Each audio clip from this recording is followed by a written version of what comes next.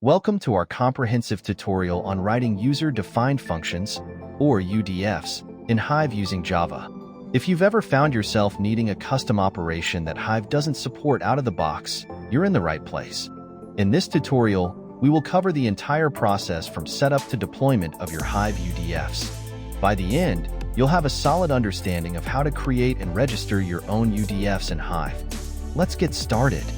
First, let's discuss what a Hive UDF is. Hive UDFs allow you to extend the capabilities of Hive by allowing the execution of your own custom logic. This is particularly useful when you have specific data processing needs that built-in functions do not meet. Before we can write our own UDF, we need to set up our development environment.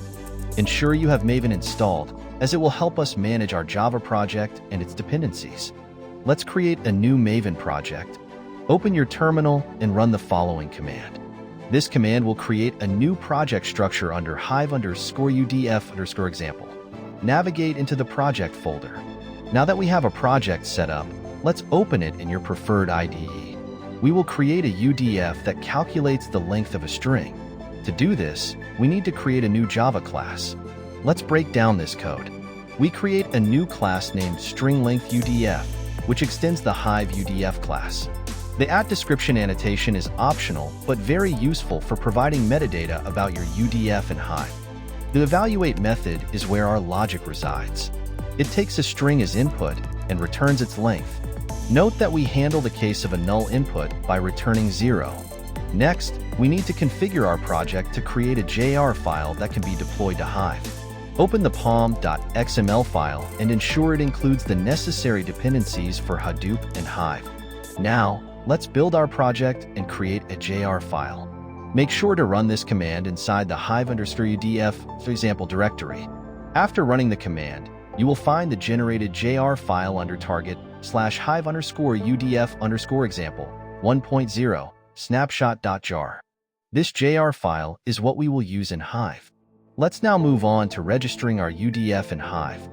First, you need to have Hive running. If you haven't set up Hive yet, you can refer to the official Hive installation documentation. Once Hive is up and running, you can open the Hive shell by typing. In the Hive shell, you can register your UDF using the following command. Ensure to replace /path /to/your /Hive_UDF_example 1.0 snapshot.jar with the actual path where your JR file is located. The create temporary function command associates the UDF name, string_length, with the class we created in Java. Now it's time to test our UDF. Let's run a simple query to see if our function works as expected. In the Hive shell, try the following query. If everything is set up correctly, you should see an output that shows the length of the string, 13. Great! You've successfully written and registered your first Hive UDF in Java. Now, let's explore some advanced concepts. In this section, we'll discuss input validation and handling various data types in UDFs. In our current UDF, we only handle a single string input. However, what if we wanted to take multiple inputs or check for different data types? To add support for multiple input types, we can overload our evaluate method. Following is an example of a UDF that sums two integers. By overloading the evaluate method, we can support different types of parameters. We can also extend our string length UDF to handle null values more gracefully by throwing a specialized exception if certain conditions fail. You should always aim for capturing potential issues and handling exceptions appropriately. This ensures robustness in your UDFs. Let's say we want to combine both functionalities, calculating the length of a string and verifying that it's not null. Next, let's discuss testing your UDFs. It's crucial to test your custom functions to ensure they behave as expected. There are various approaches to testing in Java, but JUnit is popular for unit testing. This test class checks that our UDF returns the expected string lengths. If a null string is passed, the UDF will throw an exception, which can also be tested using JUnit. To run the tests, you can use Maven again with the following command. If all tests pass, you're ready to use your UDF. Finally, make sure you package your code properly before releasing it into production. Keep following good practices such as versioning.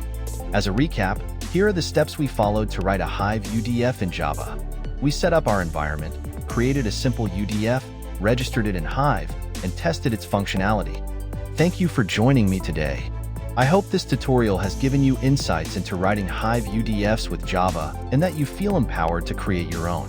If you enjoyed this video, don't forget to like, subscribe, and hit the notification bell for more tutorials.